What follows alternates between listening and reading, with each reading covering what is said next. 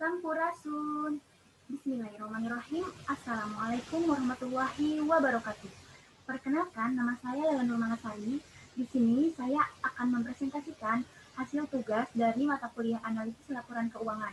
Dan di sini saya mengambil contohnya yaitu PT Trimegah Sekuritas Indonesia Terbuka. Untuk mengefisienkan waktu, langsung saja ke pembahasan mengenai tugas. Di sini terdapat neraca keuangan konsolidasian pada PT Trimegah Sekuritas Indonesia Terbuka periode 31 Desember 2015 sampai dengan 2019. Oke. Lalu dalam neraca ini di sini saya menghitungnya itu menghitung USD persentase dan rasio. Dan USD persentase dan rasio ini dihitung dengan periodenya, yaitu 2016 atas 2015, 2017 atas 2016, 2018 atas 2017, dan 2019 atas 2018. Sebelum ke materi, di sini saya akan sedikit mengartikan apa itu arti neraca ya. Apa sih neraca? Neraca itu merupakan bagian dari laporan keuangan konsolidasi yang dihasilkan dari satu periode akuntansi yang menunjukkan posisi keuangan dari suatu entitas pada akhir periode tersebut. Lalu di neraca ini kita menghitung USD. Di sini saya akan mencontohkan 2016 atas 2015 gitu ya untuk menghitung USD. Kas dan setara kas ya.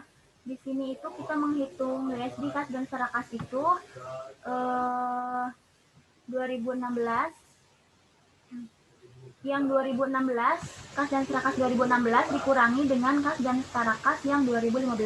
Jadi menghasilkan 119.624. Dan untuk menghitung persentasenya yaitu hasil dari USD yang ini dibagi dengan kas dan setara kas pada 2015 gitu. Untuk menghitung rasionya yaitu yang 2016 kas dan setara kas dibagi lagi dengan kas dan setara kas pada tahun 2015. Hasilnya 1,79. Ini contoh untuk 2016 atas 2015. Dan untuk 2017 atas 2016 sampai dengan 2018 sampai dengan 2019 ya maaf. Cara perhitungannya pun sama. Saya contoh lagi 2017 atas 2016. Berarti untuk menghitung USD-nya ini berarti yang 2017 kas dan setara kas ini dikurangi dengan ini yang 2016 gitu. Lalu untuk persentasenya pun sama, hasil dari USD ini dibagi dengan yang 2016 gitu. Lalu untuk untuk menghitung rasionya berarti yang 2017 ini dibagi dengan yang 2016 kas dan setara kas ini. Seperti itu. Dan 2018 atas 2017 pun sama gitu. Untuk menghitung USD-nya itu yaitu yang 2018 yang ini dikurangi dengan yang 2017 kas dan setara kas itu. Untuk persentasenya pun berarti hasil dari USD dibagi dengan yang 2018 kas dan setara kas. Rasionya pun yang 2018 dibagi dengan 2017. Untuk 2019-nya pun sama. Dan ke bawahnya pun perhitungnya pun sama seperti itu, sehingga menghasilkan total liabilitas dan ekuitasnya seperti ini. Baik, setelah neraca, di sini saya akan menjelaskan laba rugi gitu ya, laporan laba rugi komprehensif konsolidasian pada PT Trimegah Sekuritas Indonesia Terbuka. Periodenya semua sama 2015 sampai dengan 2019. Sebelum ke perhitungan, di sini saya akan menjelaskan apa itu arti laba rugi. Nah, laporan laba rugi ini merupakan suatu laporan keuangan perusahaan yang dihasilkan pada suatu periode akuntansi yang menjabarkan yang menghitungnya pendapatan dan beban gitu, yang menjabarkan pendapatan dan beban gitu. Lalu untuk perhitungan laporan laba rugi sama seperti neraca, sama persis seperti neraca. Contoh ya, 2016 atas 2015 pada laporan laba rugi. Untuk menghitung USD berarti yang ini C8 yang ini ya, berarti contohnya nih, jasa kegiatan manajer investasi ya. Berarti yang 2016 ini dikurangi dengan yang 2015 gitu, hasilnya USD-nya negatif 8.400. Lalu untuk persentasenya pun hasil USD ini 8.400 negatif 8.400 ini dibagi lagi dengan yang 2015 gitu, menghasilkan negatif 6% gitu. Untuk menghitung rasionya pun berarti yang 2016 dibagi dengan yang 2015 gitu. Sampai dengan 2019 atas 2018 sama perhitungannya seperti itu. Sampai ke bawah pun sama perhitungannya sama persis seperti neraca.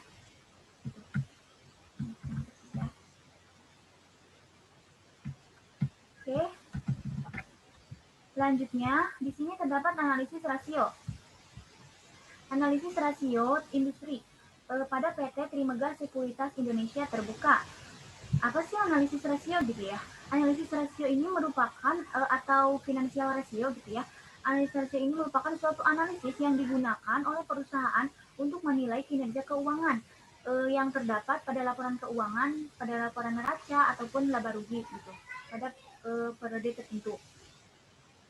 Dan dalam analisis rasio ini dibagi menjadi 4 rasio gitu ya. Ada rasio likuiditas, lalu yang kedua itu ada rasio leverage, lalu yang ketiga itu ada rasio aktivitas, dan yang keempat itu ada rasio profitabilitas. Yang pertama itu rasio likuiditas. Nah, rasio likuiditas ini dibagi lagi menjadi beberapa bagian gitu ya.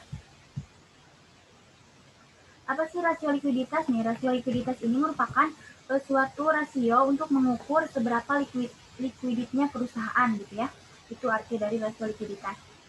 Rasio likuiditas ini yang pertama itu, bagian yang pertama itu kita menghitung current ratio gitu ya. Current ratio ini rumusnya itu total aktiva lancar dibagi dengan hutang lancar. Pada tahun 2015 total aktiva lancar kita ini tuh didapat dari neraca dan hutang lancar pun didapat dari neraca gitu. Ini dari sini nih.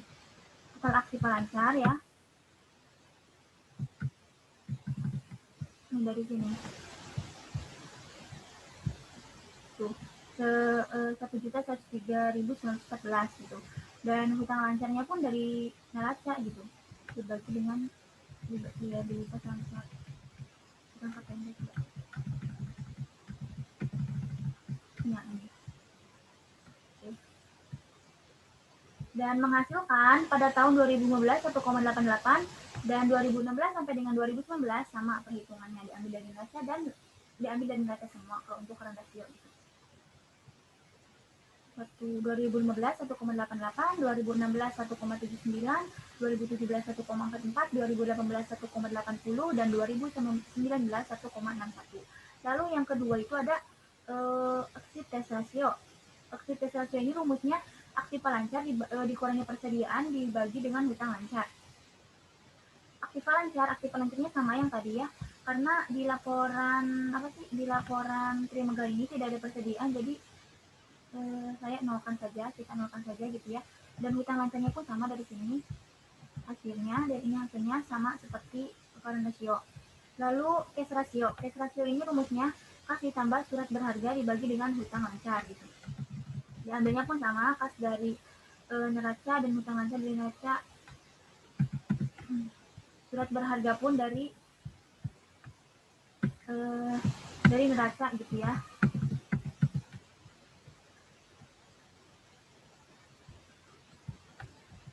Dan hasilnya tinggal dimasukkan saja gitu. Dan untuk 2015 menghasilkan 0,60, 2016 0,47, 2017 0,25, 2018 0,39 dan 2019 0,39 sama. Lalu bagian dari rasio likuiditas yang keempat yaitu terdapat working capital to total asset ratio. Di sini itu rumusnya aktiva lancar dikurangi dengan utang lancar dibagi dengan total aktiva. Ini tuh ngambilnya semua dari neraca. Aktiva lancarnya yang tadi ya. Ini aktiva lancar. Total aset lancar. Di atas. Ini aktiva lancar. Utang lancarnya sama dari neraca yang tadi gitu. Total aktivanya pun sama keseluruhan total aktiva berarti yang ini keseluruhan total asetnya gitu. Ini dimasuk-masukkan saja dari 2015 sampai dengan 2019 sama gitu, hitungannya.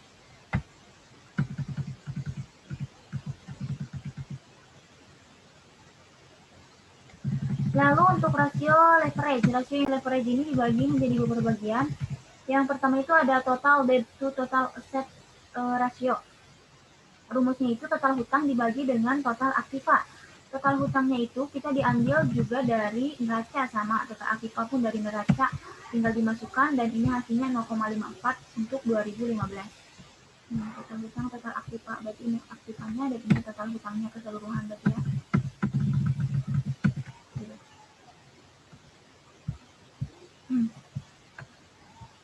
Lalu untuk bagian yang kedua dari ratio leverage itu ada total debt to total equity ratio gitu.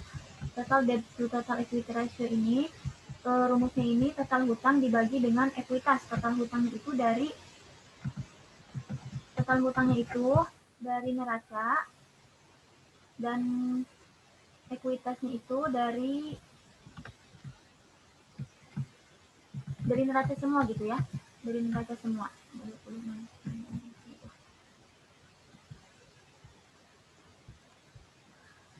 Dan total debt to total equity ratio pada tahun 2015 menghasilkan 1,34, 2016 1,67, 2017 3,57, 2018 2,37, dan 2019 2,56. Lalu yang ketiga itu long term debt to total equity ratio. Rumusnya itu hutang jangka panjang dibagi dengan modal sendiri gitu. Hutang jangka panjang itu diambilnya dari liabilitas jangka panjang gitu, yang diambil dari neraca. Dan untuk 2015 itu menghasilkan 1,14, 2016 1,55, 2017 0,78, 2018 1,69, dan 2019 1,71. Lalu untuk yang keempat itu ada time interest earned ratio. Rumusnya itu EBIT dibagi dengan bunga hutang jangka panjang gitu ya. EBIT itu apa? EBIT itu laba sebelum beban pajak atau earning before interest tax. Ini itu diambil dari EBIT itu diambil dari laba rugi sebelum beban pajak ini. Lalu dan bunga hutang panjangnya itu sama diambilnya dari laporan laba rugi juga. Dan untuk 2015 menghasilkan negatif 1,15 dan seterusnya sampai perhitungan 2019. Lalu rasio yang ketiga itu rasio aktivitas ya. Rasio aktivitas itu merupakan rasio yang menentukan beberapa tingkat aktiva tersebut pada tingkat kegiatan tertentu gitu. Itu rasio aktivitas. Rasio aktivitas ini juga dibagi menjadi beberapa bagian gitu. Yang pertama itu ada total asset turnover. Rumusnya itu pendapatan dibagi dengan total aktiva gitu ya. Pendapatannya itu dari mana? Pendapatannya itu dari laba rugi gitu. Dari laba rugi, dan total aktivanya dari neraca diambilnya. Nih contoh untuk pendapatan diambilnya dari sini.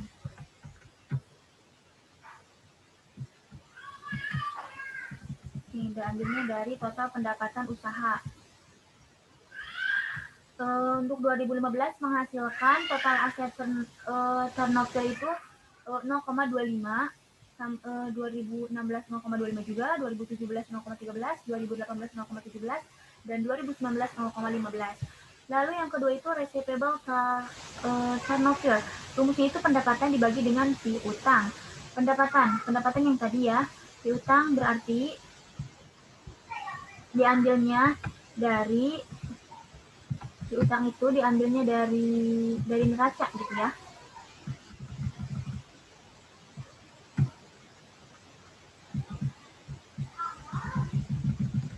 Ini dari total ini piutang.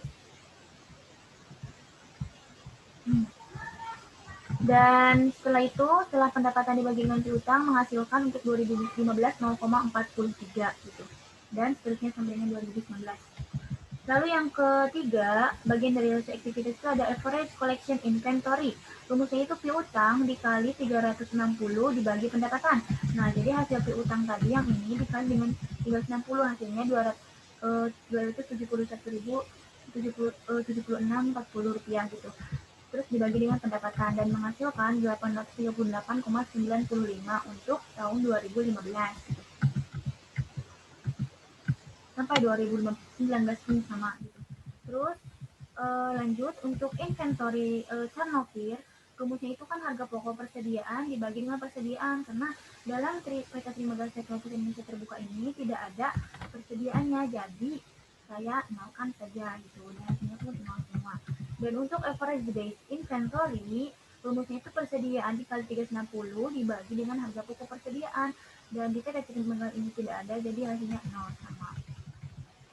Lalu perhitungan yang keempat itu ada working capital turnover. Rumusnya itu pendapatan bersih dibagi dengan aktiva lancar dikurangi dengan hutang lancar. Pendapatan bersihnya yang ini 313 untuk 2015 ya ini ya. Aktiva lancarnya diambil dari neraca dan hutang lancarnya pun diambil dari neraca gitu sama, dan menghasilkan 0,63 untuk 2015. Lalu rasio profitabilitas gitu. Yang terakhir ya, rasio yang terakhir itu rasio profitabilitas.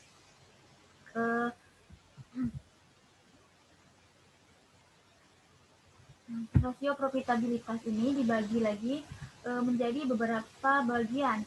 Sebelum ke perhitungan di sini, apa sih arti rasio profitabilitas? Nah, rasio profitabilitas ini merupakan suatu rasio yang menunjukkan imbalan atau perolehan keuntungan pada penjualan atau aktiva gitu. Itu rasio profitabilitas gitu.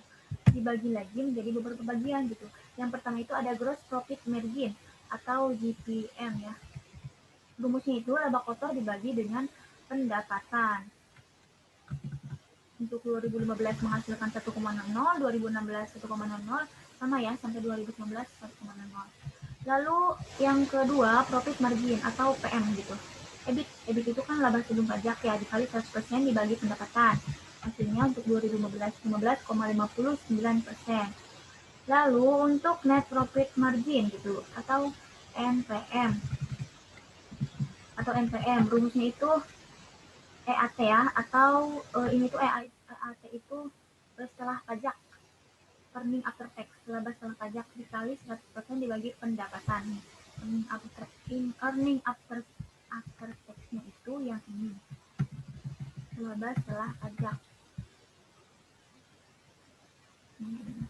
9.154 gitu, dibagi dengan pendapatan. Dan untuk 2011 net profit margin itu menghasilkan 2,83%.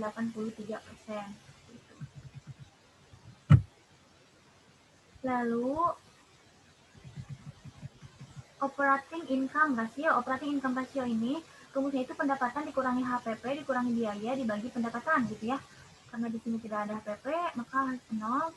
Dan untuk 2015 operating income ratio-nya itu 0,81. Dan untuk bagian lagi dari rasio profitabilitas itu terdapat ROA atau return of asset. Rumusnya itu EBIT, berarti laba sebelum pajak dikali 100% dibagi dengan total aktiva. EBIT-nya itu diambil dari laba rugi dan total aktivanya itu diambil dari neraca gitu ya. Untuk 2015 hasilnya 3,90%. Lalu ada ROE, return of equity, atau rumusnya itu EAT dikali 100% dibagi dengan modal sendiri. EAT itu berarti setelah pajak ya, dikali 100% dibagi dengan modal sendiri gitu. Untuk 2015 menghasilkan 8,37%. Lalu ROI, return of investment. Untuk 2015 ROI-nya itu rumusnya EAT atau laba setelah pajak dikali 100% dibagi dengan total aktiva gitu. Dan untuk 2015 hasilnya itu 0,71%. Dan sampai 2019 menghasilkan 0,01%. Setelah itu terdapat rasio perbandingan dari PT Trimegah Sekuritas Indonesia Terbuka sebagai sampel perbandingan. Yang pertama itu rasio likuiditas. Kita tinggal masukkan saja rasio intinya dari rasio likuiditas. Angka-angkanya sudah dimasukkan ke sini sama. Dan ini terdapat grafik ya. Grafik ini menyimpulkan bahwa current rasio ini bahwa PT Trimegah dan rasio industrinya ini lebih besar rasio industri gitu. Dan untuk quick rasio gitu. Untuk quick rasio ini sama gitu. Jadi yang lebih besarnya itu, lebih tingginya itu rasio industri perbandingannya dibandingkan dengan PT Trimegahnya gitu. Untuk perbandingan yang kedua yaitu rasio leverage ya. Rasio leverage ini terdapat grafik yaitu debt to asset ratio. Sama ya, untuk rasio industrinya ini tinggal dimasukkan dari rasio industri yang atas tadi yang telah dihitung gitu. Tinggal dimasukkan ke sini dan dibuatlah grafik seperti ini dan menghasilkan bahwa total debt to total asset ratio ini pada dengan dibandingkan dengan PT Trimegah ini gitu. Jadi lebih besar, jadi hampir sama sih, semuanya nol gitu. Dan mungkin lebih besar PT Trimegahnya gitu. Untuk total debt total equity ratio yang lebih besarnya itu PT Trimegahnya gitu. Lihat, bisa dilihat grafiknya untuk warna biru PT-nya dan untuk warna merah itu rasio industrinya. Seperti itu. Lalu untuk rasio perbandingan yang ketiga yaitu rasio equity. Rasio equity ini total aset turnover dan rasio total turnover gitu. Untuk grafik ratio comparison aset turnover ini grafiknya itu PT Trimegah warna biru dan rasio industrinya warna merah. Berarti kan menunjukkan, ini sangat jelas ya, menunjukkan bahwa yang lebih tinggi itu PT Trimegahnya gitu dibandingkan dengan rasio industrinya. Dan untuk receivable turnover juga sama, ini tuh lebih besar PT Trimegahnya dibandingkan dengan rasio industrinya. Seperti itu. Lalu sampel perbandingan yang keempat, rasio yang keempat yaitu rasio profitabilitas. Rasio profitabilitas ini terdapat gross profit margin atau GPM gitu ya, dan return of equity ROE gitu. Dan dilihat dari grafik ini bahwa PT Trimegah dan rasio industrinya menggambarkan bahwa yang lebih tinggi itu rasio industrinya dibandingkan dengan PT Trimegahnya. Dan untuk rasio comparison return of equity atau ROE ini yang lebih tingginya itu jadi hampir terjadi fluktuasi, kadang tinggi kadang rendah gitu antara PT Trimegah dengan rasio industrinya. Gitu. Setelah analisis rasio, di sini saya akan menjelaskan analisis common size ya. Analisis common size. Sebelum ke penjelasan, di sini saya akan mengartikan lebih sedikit gitu apa arti dari analisis common size. Gitu. Apa sih analisis common size? Analisis common size ini merupakan teknik analisis laporan keuangan dengan menganalisis komponen-komponen yang ada pada laporan keuangan itu, baik yang di neraca maupun yang ada pada laporan laba rugi gitu ya. Lalu untuk menghitung analisis common size ini sama ya, pada tahun 2011 USD common size kabarnya. USD common size sama dengan tahun 2019. Kita masukkan, ini USD ini diambil dari neraca gitu ya. Untuk menghitung common size bagaimana sih? Nah, cara menghitungnya ini keseluruhan untuk khusus untuk aktiva ini aktiva ya. Untuk aktiva rumusnya itu yang ini contoh ya, kas dan setara kas ini dibagi dengan total aset, keseluruhan total aset gitu yang ini gitu, untuk tahun 2015 gitu, dan dikali 100% menghasilkan 2015 itu 11,70%. Dan untuk 2016 untuk menghitung common size-nya itu berarti USD yang kas dan setara kas ini dibagi dengan total aset pada tahun 2016 gitu. Sama saja, tinggal tahunnya saja beda gitu. Ya 2016. Dan untuk 2017 ini pun sama gitu. Untuk menghitung common size-nya itu kas dan setara kas dibagi dengan total aset 2017 gitu, dan dikali 100% dan menghasilkan 12,55%. Dan untuk 2018 common size-nya itu hasilnya sama ya, 9,27%, perhitungannya sama gitu. Untuk 2019 common size-nya itu 11,40%. Lalu ini kan baru aktiva, sekarang pasiva gitu ya, atau utang gitu, liabilitas gitu. Dan nah, sedangkan untuk liabilitas ini pada tahun 2015 untuk menghitung common size-nya itu dibaginya itu dengan yang ini, total liabilitas dan ekuitas yang Rp1.292.009 dibaginya yang ini. Dan untuk 2016 dan sampai dengan 2019 sama dibaginya total liabilitas dan ekuitas sesuai dengan tahun masing-masing. Dan untuk total liabilitas ini contoh utang bank ya. Common size-nya 2015 itu 25,15%, 2016 17,64%, 2017 13,73%, 2018 11,41%, 2019 8,36%. Lalu untuk laporan laba rugi gitu ya, terkecuali ini untuk laporan laba rugi menghitung common size-nya itu dibaginya dengan total pendapatan usaha gitu ya. Jadi ini USD dibagi dengan ini total pendapatan usaha pada tahun 2015 dan 2016-nya pun dibaginya dengan total pendapatan usaha pada tahun 2016 sama sesuai dengan tahunnya. Semuanya kalau untuk laporan laba rugi beban usaha pun sama dibaginya dengan total pendapatan usaha sampai dengan akhir gitu. Dibaginya dengan total pendapatan usaha. Jadi intinya untuk analisis common size ini perbedaannya kalau untuk pembagian aktiva dan pasifa itu pembagiannya itu dibedakan. Kalau untuk laporan laba rugi pembagiannya itu sama gitu, dibaginya dengan total pendapatan usaha cara perhitungan common size-nya seperti itu. Setelah itu terdapat analisis tren.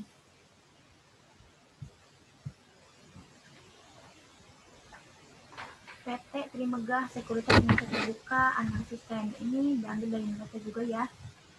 Analisis tren itu apa sih? Nah, analisis tren itu merupakan suatu metode analisis statistik yang ditujukan untuk melakukan suatu estimasi atau peramalan gitu pada masa yang akan datang gitu.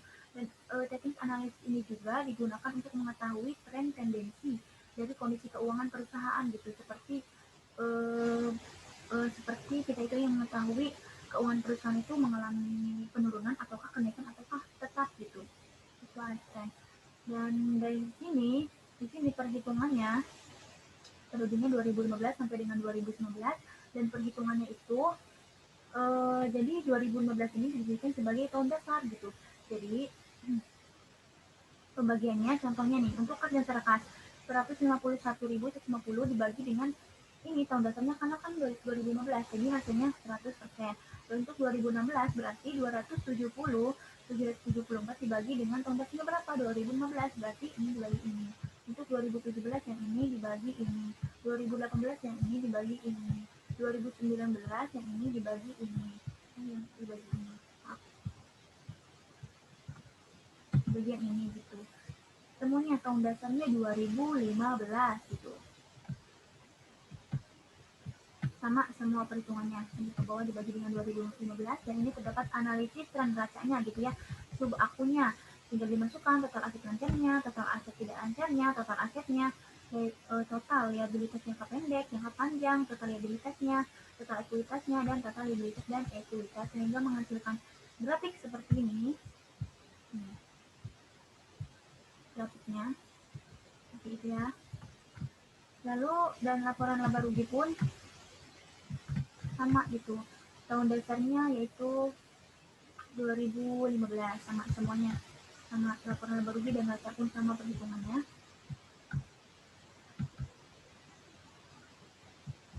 Dan ada sub akunnya juga, tinggal dimasukkan total pendapatan usahanya, laba usahanya, laba sebelum beban pajak, tinggal dan pajak penghasilan, laba tahun berjalan, laba total laba komprehensif. Dan ini angka-angkanya itu dari atas yang telah dihitung gitu.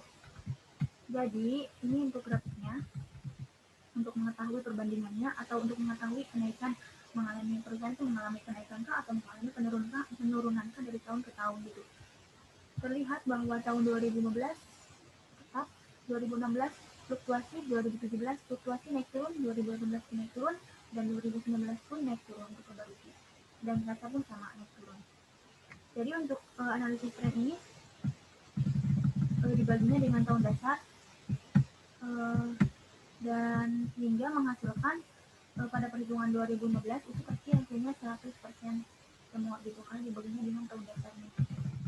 Lalu setelah analisis tren terdapat analisis DuPont. Nah, apa sih analisis DuPont gitu ya? Analisis DuPont itu merupakan rasio keuangan, suatu analisis rasio keuangan yang digunakan untuk menganalisis kemampuan perusahaan gitu, untuk meningkatkan pengembalian atas ekuitas gitu. Ini analisis DuPont. Uh, di sini pada tahun 2015 contoh ya, dalam perhitungan analis DuPont ini kita memasukkan pendapatan. Ini dari neraca HP-nya 0 karena tidak ada, biaya operasi masukkan, pajaknya masukkan dari laba rugi, lalu aset lancar dari neraca, utang lancar dari neraca, aset tetap dari neraca, utang jangka panjang dari neraca, dan ini untuk setelah pajaknya itu dari laba rugi bisa dari analis rasio bisa yang telah dihitung, lalu pendapatannya masukkan, total masukkan, dan untuk stockholder equity ini sama dengan total ekuitasnya berapa gitu. Tinggal dimasukkan ya dan dihitung gitu. Sampai dengan tahun 2019 untuk analis DuPont ini sama semua. Tinggal dimasukkan dari neraca, laba rugi, dan analisis rasionya. Seperti itu. Lalu, analisis cross section. Baik. Analisis cross section ini, apa sih analisis cross section? Analisis cross section ini merupakan perbandingan data keuangan suatu perusahaan dengan perusahaan atau industri yang sejenis. Itu artinya, analisis cross section ini kita menghitung listed share. Yang pertama, list share atau saham yang beredar. Dari mana sih ini saham ya? 2015 ini dari mana? Ini tuh saya ambil dari laporan annual report PT Trimegahnya gitu. Jadi pada laporan PT Trimegah Sekuritas Indonesia Terbuka ini saham yang beredar dari tahun 2015 sampai dengan tahun 2019 ini sama semua. Kalau untuk PT Trimegah gitu ya, sama semua saham yang beredarnya itu berjumlah 7.109.109 rupiah. Seperti itu. Lalu total ekuitasnya itu diambil dari mana gitu ya? Total ekuitas itu diambil dari neraca pada PT Trimegah. Berapa gitu ya ekuitasnya, total ekuitas.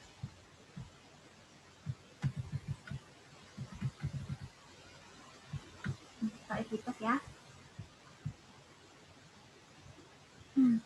Tinggal dimasukkan. Lalu untuk menghitung nilai buku sama dengan ekuitas dibagi dengan listed share atau dibagi dengan saham yang beredar gitu ya. Tinggal nilai buku berarti tinggal ekuitas yang ini 520 520 ini dibagi dengan yang ini 7.109 gitu. Contoh ini untuk 2015 ya. Jadi hasilnya untuk nilai buku 2015 itu 0,073, untuk 2016 itu 0,078, 2017 0,98, 2018 0,11 dan 2019 0,121. Dan untuk rumus nilai buku sama dengan ekuitas dibagi dengan listed share dalam mata uang rupiah, berarti kita itu harus US dollar itu harus dikerupiahkan gitu dari 2015 sampai dengan tahun 2019 gitu, harus tahu rupiahnya. Jadi perhitungannya yang ini dikali saja dengan yang ini gitu, jadi hasilnya 1005,3 gitu untuk ini 2015 nilai bukunya. Lalu untuk ROA-nya itu dari mana? ROA ini diambil dari sama gitu laporan annual report gitu, dari laporan annual reportnya gitu ROA-nya. Bukan dari analis rasionya, bukan. Setelah itu terdapat tabel ya, ini tabel ROA dan nilai buku. Tinggal dimasukkan dari atas gitu ya. Dan untuk menghitung ini, yang ini dibagi dengan 5 menghasilkan 2,32%, jadi ROA-nya gitu ya. Kenapa dibagi 5? Karena ini kan 5 dilihat sebagai, karena kan 5 periode gitu. Dan nilai bukunya itu yang ini dibagi dengan 5 sama.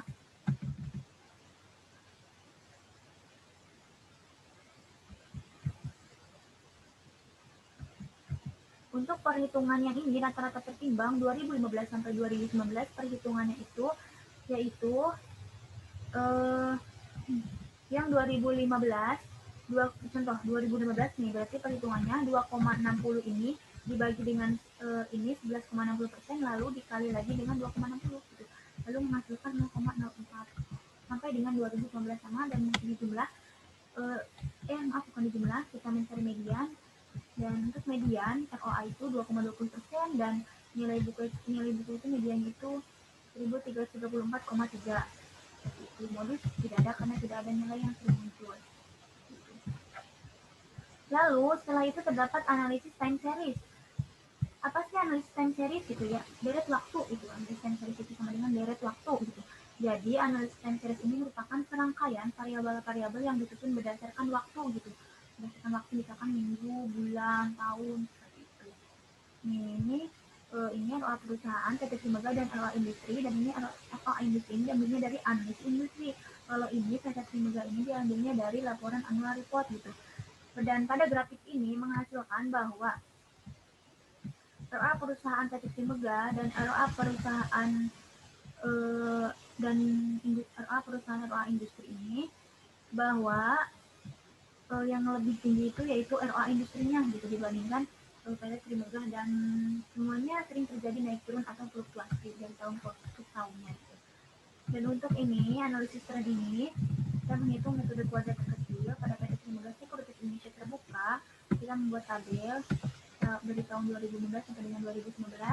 Itu pendapatannya diambil dari laba rugi gitu ya, diambil dari laba rugi kode tahunnya ini negatif 2 untuk 2015, dan Y-nya ya dikali X itu hasil dari ini dikali ini gitu ya, pendapatan dikali kode X hasilnya ini, dan X kuadrat itu negatif 2 dikali negatif 2 hasilnya 4 gitu, dan untuk kebutuhannya pun sama sehingga menghasilkan total pendapatannya itu 2.012.161 rupiah gitu. Dan untuk X kuadrat itu totalnya itu 10. Lalu tinggal dimasukkan ke sini bagi 5 karena kan selama 5 tahun gitu ya, periodenya 5 tahun.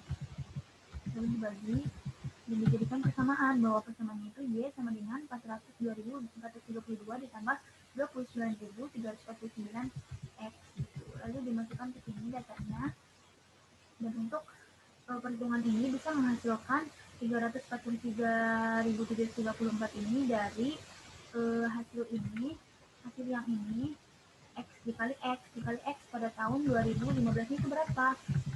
Negatif 2. Nah, berarti dikali dengan negatif 2 jadi menghasilkan 343.734 rupiah gitu.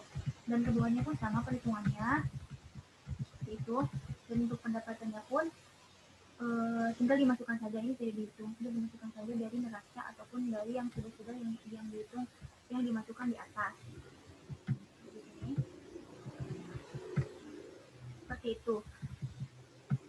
Dan ini terdapat diagram atau grafik dia analisis tren penjualan. Terlihat bahwa dari tahun ke tahun atau dari tahun 2015 sampai dengan tahun 2019 analisis tren penjualan itu sama, sering terjadi fluktuasi, dan ini berada di titik paling banyak itu di titik sekitaran 350-an sampai dengan 350 ke atas gitu, sampai dengan 400-an gitu. Analisis tren penjualannya. Baik, setelah analisis time series saya jelaskan.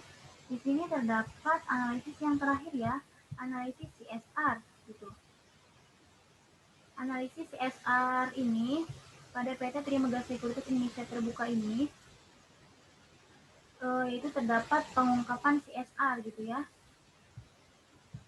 Kita masukkan keterangan 2015 sampai dengan 2019 gitu ya. Lalu indikatornya masukkan kinerja ekonomi, aspek kinerja ekonomi gitu ya. Sebelum ke sini saya akan menjelaskan dulu apa itu arti CSR. Apa sih CSR? Nah, CSR itu adalah suatu konsep atau tindakan yang dilakukan oleh suatu perusahaan sebagai rasa tanggung jawabnya terhadap masyarakat ataupun sosial. Jadi ini khususnya, terlebih khususnya gitu, perusahaan yang dekat dengan masyarakat tersebut gitu. Contohnya itu seperti meningkatkan kesejahteraan masyarakat, lalu perusahaan itu memberikan sumbangan atau dana besar kepada masyarakat untuk atau memberikan fasilitas gitu.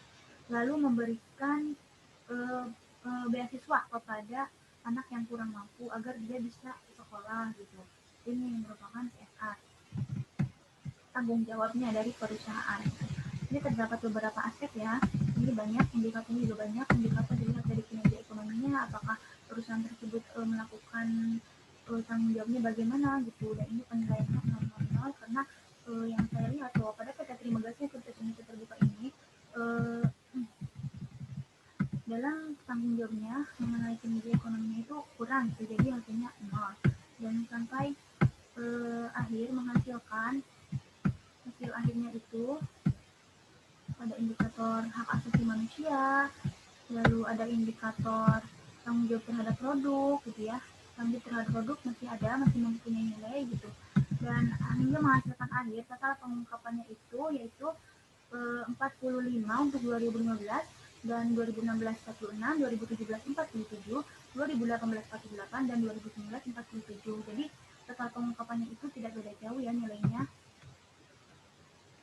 Hampir mendekati gitu. Yang di sini terdapat keterangan penilaian 0 itu berarti artinya tidak mengungkapkan, 1 itu mengungkapkan tetapi hanya deskripsi gitu. Yang nilai 2 deskripsi dan ada tabel, nilai 3 itu deskripsi, ada tabel, grafik, foto atau reward atau hadiah gitu ya. Penghargaan gitu. Lalu keterangan dari tabel nilainya 1 sampai 20 sangat rendah, 21 sampai 40 rendah, 41 sampai 60 sedang dan 61 sampai 79 tinggi gitu. Jadi dapat disimpulkan bahwa CSR, total pengungkapan PT Trimegah Sekuritas Indonesia Terbuka ini pada tahun 2016 sampai dengan tahun 2019 ini bahwa pengungkapannya itu sama-sama memasuki tingkatan pengungkapan yang sedang, yaitu nilainya 41 sampai dengan 60 seperti itu ya untuk CSR. Ya, selesai saya jelaskan dari mulai neraca sampai dengan alimensi CSR. Mungkin sekian gitu ya presentasi mengenai pembahasan tugas dari saya gitu. Kurang lebihnya mohon dimaafkan karena manusia tidak pernah luput dari kesalahan. Billahi taufiq wal hidayah. Wassalamualaikum warahmatullahi wabarakatuh. Terima kasih.